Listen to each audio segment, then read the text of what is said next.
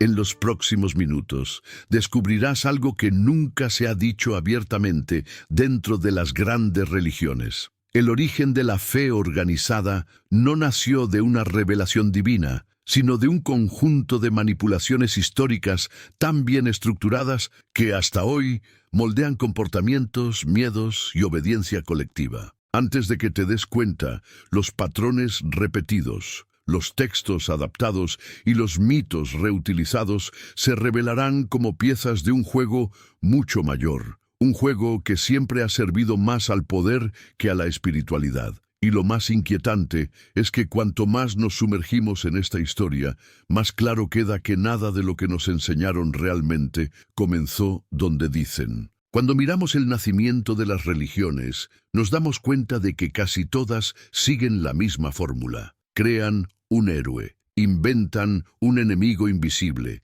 establecen reglas morales y, sobre todo, prometen la salvación a cambio de la sumisión. Esta estructura no surgió por casualidad, aparece en civilizaciones diferentes, separadas por siglos y continentes. La pregunta obvia, que casi nadie se atreve a hacer es, ¿por qué todas estas creencias se parecen tanto? ¿Y por qué siguen funcionando hasta hoy? Lo más curioso es que, cuando se comparan estos sistemas, se descubre una verdad incómoda. Nada se creó realmente desde cero. Los primeros líderes religiosos simplemente reutilizaron narrativas anteriores, combinando mitos antiguos con las necesidades políticas del momento. Sabían exactamente lo que estaban haciendo. Sabían que, si ofrecían respuestas preparadas, alivio emocional y explicaciones simples para un mundo complejo, tendrían un rebaño fiel y fácilmente controlable. Es precisamente aquí donde la farsa comienza a tomar forma. Y es imposible ignorar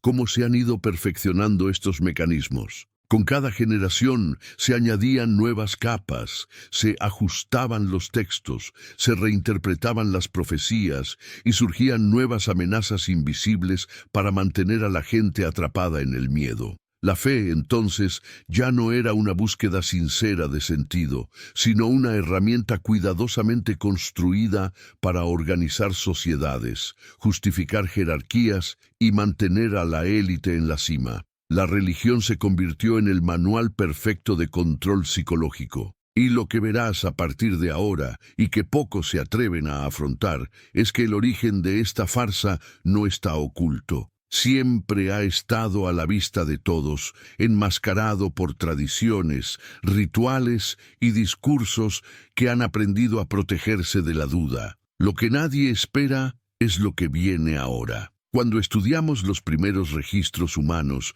nos damos cuenta de que la religión no comenzó como un encuentro con lo divino, sino como una respuesta desesperada al miedo. Miedo a la muerte, miedo a lo desconocido, miedo al caos de la naturaleza. Los líderes tribales comprendieron rápidamente que controlar el miedo era controlar a las personas, y así transformaron los fenómenos naturales, truenos, eclipses, sequías, inundaciones, en mensajes de los dioses que solo ellos podían interpretar.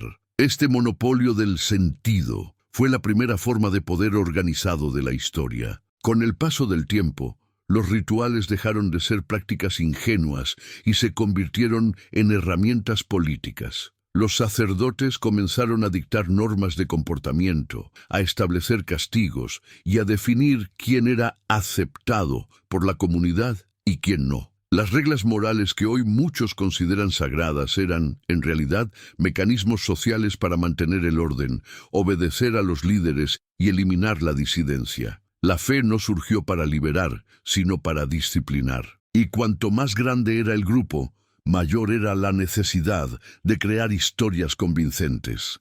Entonces surgieron narrativas de héroes enviados por los dioses, códigos supuestamente divinos y libros que nadie podía cuestionar. Estas historias se repetían incansablemente hasta que toda la comunidad las aceptaba como hechos. Y cuando un mito se convierte en verdad colectiva, se transforma en una prisión invisible, una prisión que las propias personas aprenden a defender. Al mismo tiempo, los mitos de diferentes regiones comenzaron a combinarse. Los pueblos conquistados veían cómo sus dioses eran absorbidos, sus rituales renombrados y sus festivales reeditados. La religión se volvía cada vez más compleja, no porque se estuviera revelando la verdad divina, sino porque era necesario ajustar la narrativa para mantener el control sobre poblaciones cada vez más numerosas. Es aquí donde la farsa adquiere proporciones gigantescas. No solo engañaba, sino que se alimentaba de su propia expansión. Y antes de pasar a las siguientes revelaciones, quiero que hagas algo sencillo. Escribe en los comentarios la frase: la fe nació del miedo, no de los milagros. Quiero ver cuántas personas están realmente preparadas para continuar este viaje. A medida que avanzamos en la historia, nos damos cuenta de algo aún más revelador. Las religiones no solo copiaron estructuras entre sí, sino que ajustaron deliberadamente sus contenidos según los intereses de quienes estaban en el poder. Se reescribieron textos, se omitieron pasajes, se moldearon profecías para justificar guerras, legitimar gobernantes y reforzar jerarquías sociales. Lo que hoy muchos llaman palabra divina, en el pasado era sin duda un documento político adaptable. Los sacerdotes se convirtieron en intermediarios indispensables. Cuanto más se alejaba el pueblo de la comprensión real de los fenómenos, más dependiente se volvía de estas figuras que afirmaban tener acceso exclusivo a la voluntad divina. Esto creaba una relación de subordinación absoluta. Cuestionar al sacerdote era lo mismo que cuestionar al propio Dios. Y este mecanismo, repetido durante siglos, impidió que millones de personas se dieran cuenta de que estaban siguiendo normas humanas disfrazadas de sagradas. Es importante darse cuenta de que estos líderes no eran ingenuos, sabían exactamente lo que estaban construyendo. Mantenían a la población en un ciclo constante de culpa y redención, pecado y perdón, caos y orden.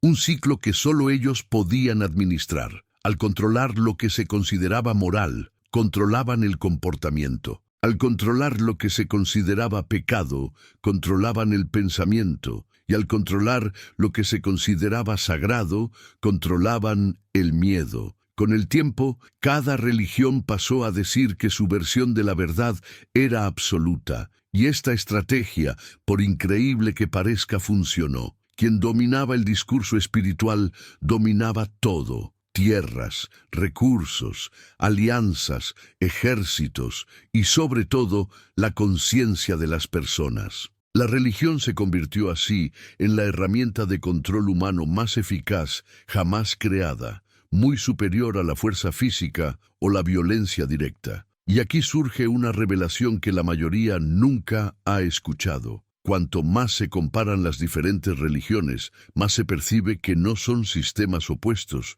sino variaciones del mismo engranaje construido para controlar comportamientos y preservar poderes. La similitud no es una coincidencia, es un proyecto. Cuando analizamos las primeras escrituras que dieron origen a las tradiciones posteriores, vemos que nada era estático. En cada generación, los nuevos líderes reinterpretaban los textos antiguos para adaptarlos a las necesidades políticas del momento. Si la sociedad necesitaba más obediencia, surgían nuevos mandamientos. Si necesitaba más unidad, aparecían nuevas narrativas de enemigos invisibles. Si necesitaba justificar la violencia, surgían órdenes divinas de guerra. Esta maleabilidad revela el propósito real de la religión. Además, muchas de las historias que hoy se consideran sagradas eran, en su momento, solo adaptaciones de narrativas populares ya conocidas.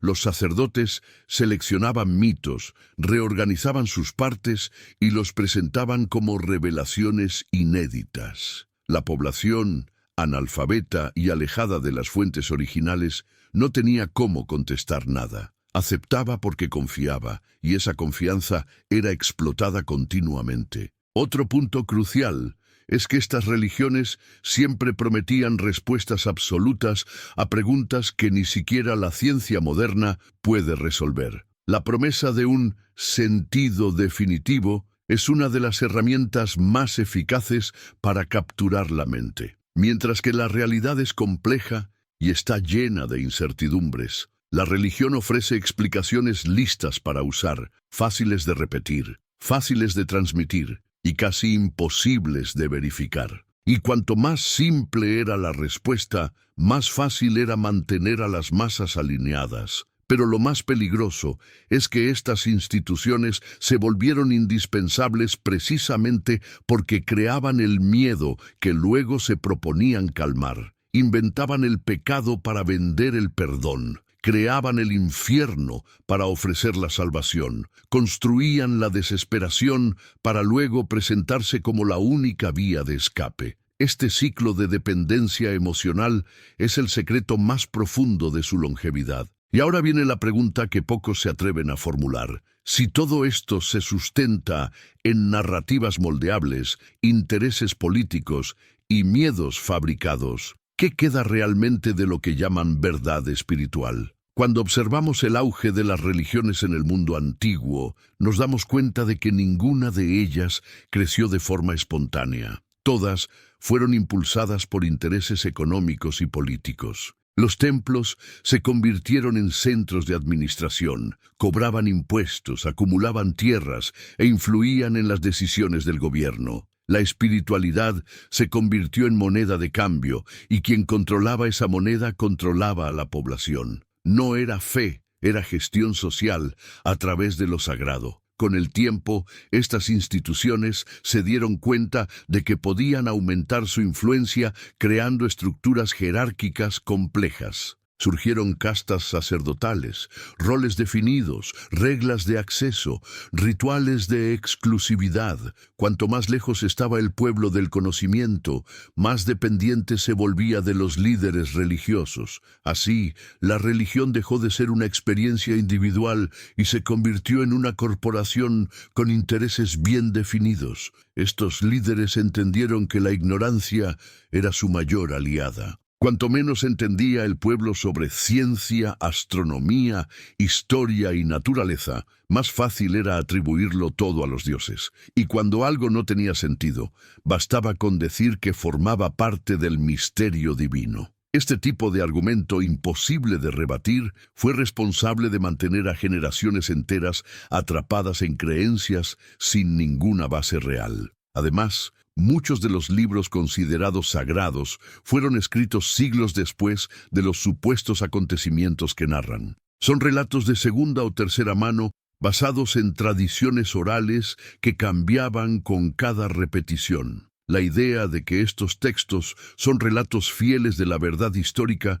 no se sostiene ante cualquier análisis serio. Fueron moldeados según las necesidades de cada época y editados por intereses muy humanos. Y lo más sorprendente es que, cuanto más fragmentado era el conocimiento, más convincente era la narrativa religiosa. Cuanto menos sabían las personas, más creían. Y cuanto más creían, más fácil era controlar sus comportamientos, sus miedos e incluso sus decisiones más íntimas. A medida que avanzamos en la historia, vemos que los imperios comprendieron rápidamente el potencial de las religiones como instrumentos de poder.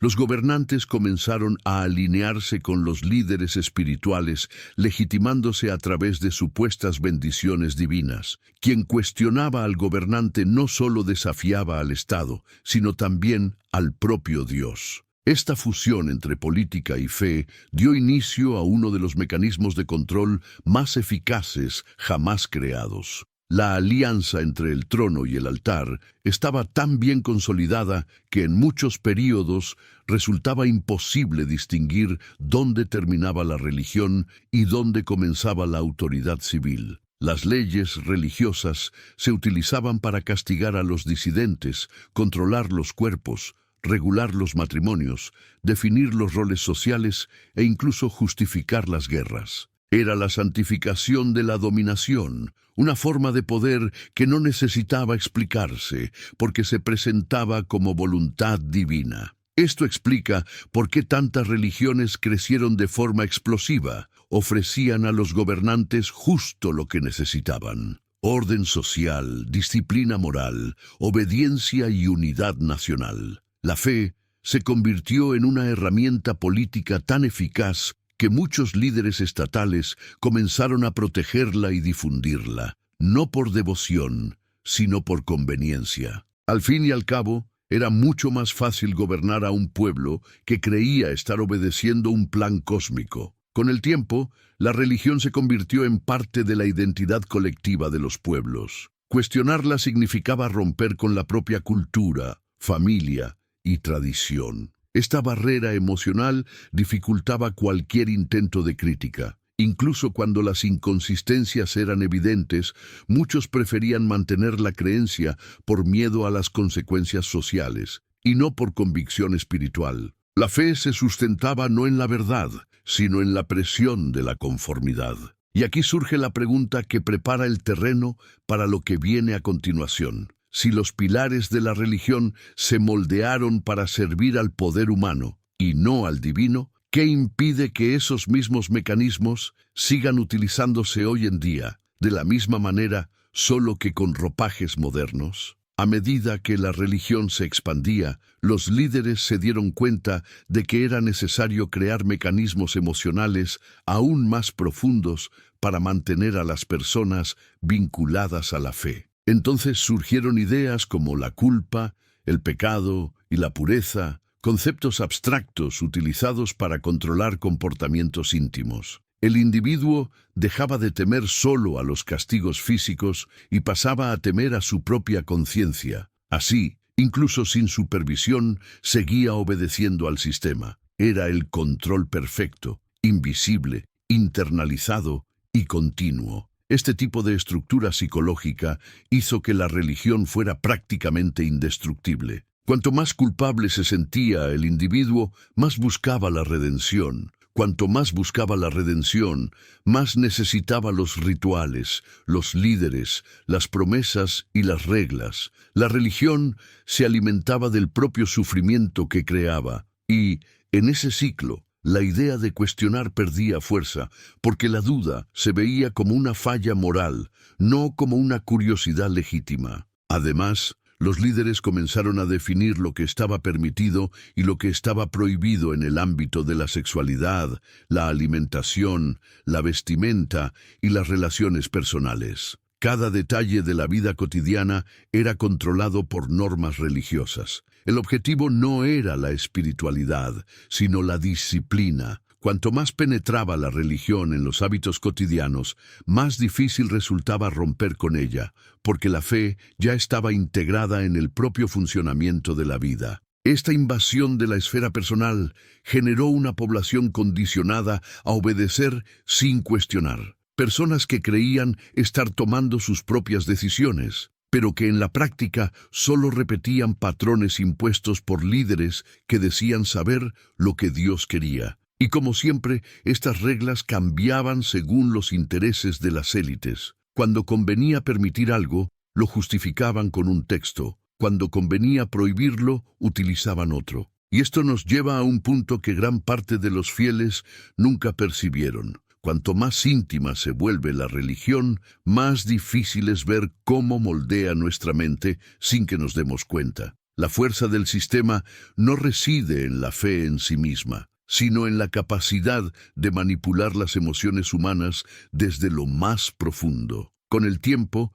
las instituciones religiosas se dieron cuenta de que necesitaban ofrecer algo más que reglas y amenazas para mantener su dominio. Era necesario crear narrativas que dieran sentido a la existencia, explicaran el sufrimiento y ofrecieran esperanza. Así, surgieron doctrinas sobre la vida después de la muerte, recompensas eternas y sistemas morales basados en promesas de paraísos y castigos en mundos invisibles. Estas historias eran irresistibles porque ofrecían respuestas que ninguna otra institución podía proporcionar. La promesa de la justicia divina fue una de las ideas más poderosas jamás creadas. Los pobres, los esclavos y los oprimidos aceptaban su condición creyendo que, al final, Dios equilibraría todas las cuentas. Esta creencia evitó revueltas, redujo las tensiones sociales y mantuvo el orden durante siglos.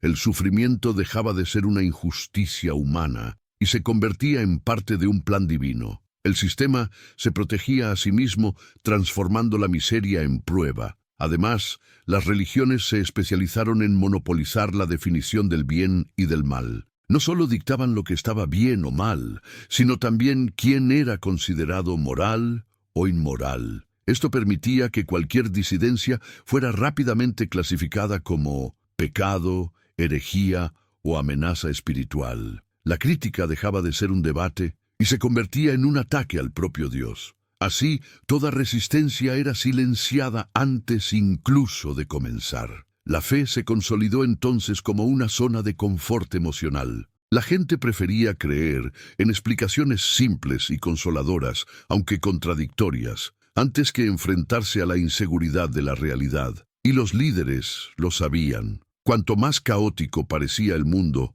más fuerte se hacía la religión. El miedo sustentaba la fe, y la fe alimentaba el poder. Y ahora surge una pregunta que sigue sin respuesta hasta hoy. Si la religión sobrevive porque ofrece respuestas que reconfortan, y no porque presente verdades verificables, ¿qué tipo de poder sigue ejerciendo sobre nosotros sin que nos demos cuenta? Con el paso de los siglos, las religiones comenzaron a reescribir su propia historia para parecer más antiguas, más coherentes y más divinamente planificadas de lo que realmente eran. Los textos contradictorios se armonizaron, las profecías se reinterpretaron para que parecieran cumplidas, y los personajes históricos se transformaron en figuras sobrenaturales. Este proceso, repetido innumerables veces, creó la ilusión de una narrativa continua que nunca existió realmente. La fe pasó a basarse más en la repetición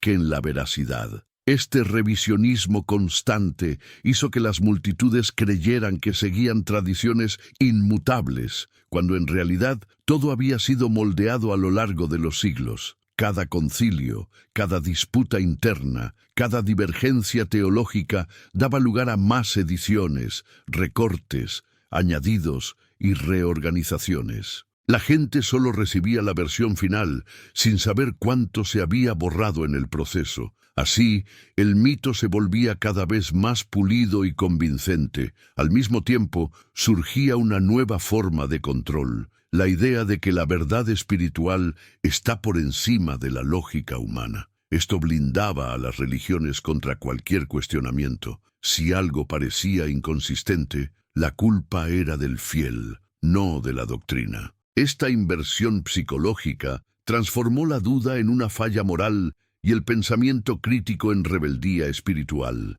Con ello, la propia mente humana se convertía en cómplice de la farsa que la controlaba. Aún así, a pesar de toda esta manipulación, había signos de incoherencia por todas partes. Relatos repetidos, personajes superpuestos, rituales idénticos a culturas anteriores, acontecimientos históricos imposibles, pero los líderes sabían que la mayoría de la gente nunca tendría acceso al estudio profundo de la historia. Bastaba con que creyeran en lo que se les enseñaba desde niños para que cualquier contradicción fuera ignorada. Y así se perpetuaba el ciclo de la creencia sin investigación. Y aquí surge una reflexión inevitable. Si las propias instituciones que predican la verdad absoluta tuvieron que reescribir su narrativa innumerables veces para mantenerla en pie, ¿qué revela esto sobre la autenticidad de todo lo que aún defienden hoy en día? A medida que el mundo se volvía más complejo,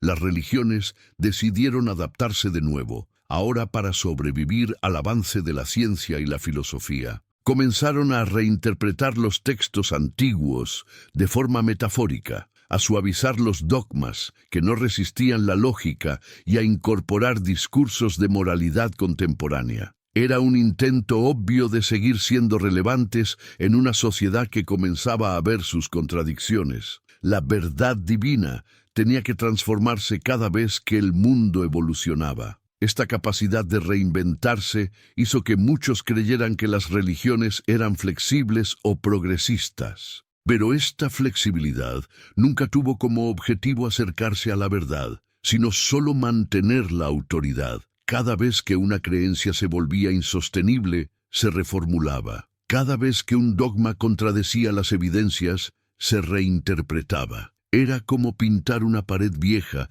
para ocultar grietas profundas. Nada cambiaba realmente, solo se ajustaba para evitar el colapso. Incluso hoy, con información accesible y estudios serios disponibles, millones de personas siguen defendiendo narrativas creadas en épocas de ignorancia. No porque las consideren verdaderas, sino porque la religión se ha convertido en parte de su identidad emocional. Abandonarla significaría enfrentarse a siglos de condicionamiento psicológico, confrontar verdades incómodas y asumir la responsabilidad propia de la existencia. Eso es más difícil que repetir dogmas aprendidos por la tradición. La cuestión es que la farsa religiosa solo sigue viva porque la gente sigue buscando certezas absolutas en un mundo incierto. Mientras exista el miedo a la muerte, el deseo de un propósito y la necesidad de pertenecer, siempre habrá espacio para narrativas simplificadas que prometen respuestas fáciles.